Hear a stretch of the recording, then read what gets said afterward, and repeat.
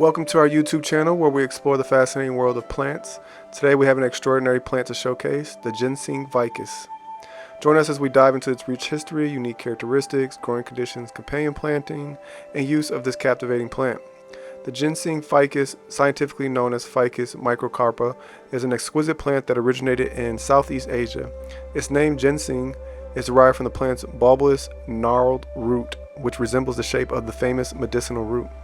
The ginseng ficus is characterized by its thick, glossy, dark green leaves, which are often oval or elliptical in shape.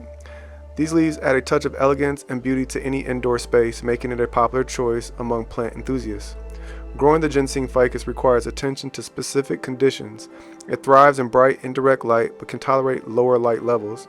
However, it's important to avoid placing it in direct sunlight, as this can scorch the leaves.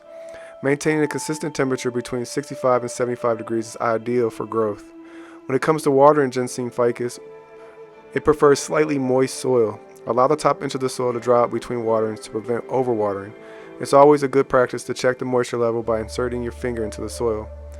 Companion planting is not necessary for the ginseng ficus, as it is a stunning standalone plant. However, it can be paired with other indoor plants to create visually appealing arrangements and bring variety to your indoor garden.